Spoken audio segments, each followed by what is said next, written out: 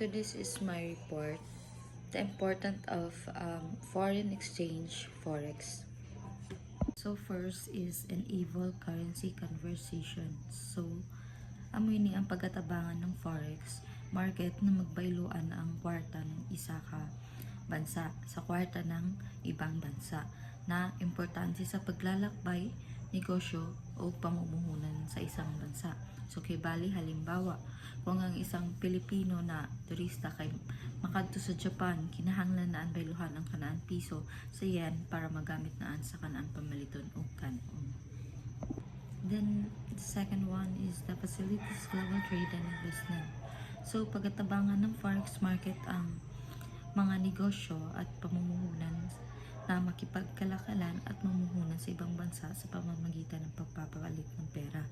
So halimbawa, kung ang isang kumpanyang Pilipino ay bibili ng makinarya mula sa US, kailangan nilang palitan ang piso sa dolyar upang makabayad sa supplier sa Amerika.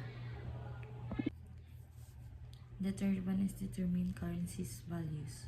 So ang halaga ng pera ay naapektuhan ng supply at demand sa forex market. So kapag mataas ang demand ng isang pera, tumataas ang halaga nito.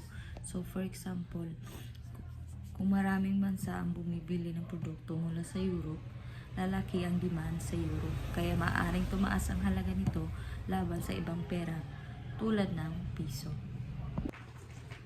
Then third, provides liquidity to financial market. So, ang forex market ay nagbibigay ng mabilis at madali ang palitan ng pera kaya't nagkakaroon ng sapat na pera na umiikot sa mga pamilihang pinansyal.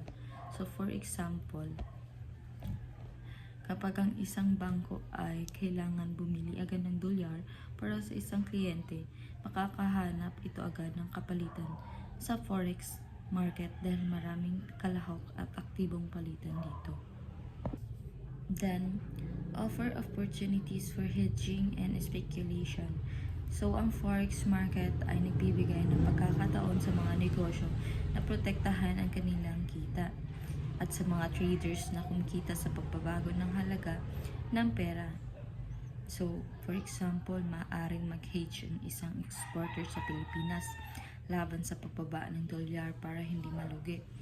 So, habang ang isang trader naman ay maaaring bumili ng euro ngayon at ibenta ito kapag tumataas ang halaga para kumita.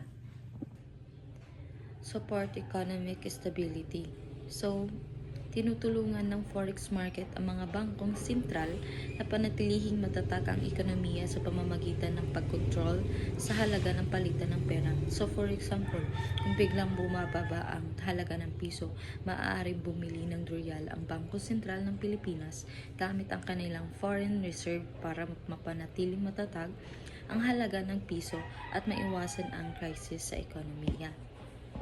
So, in summary, the exchange rate and the foreign exchange rate market plays a crucial role in connecting national economic, facilitating international transaction, influencing prices and investment flows, and providing a mechanism for managing financial risks and ensuring economic stability in an increasingly interconnected world.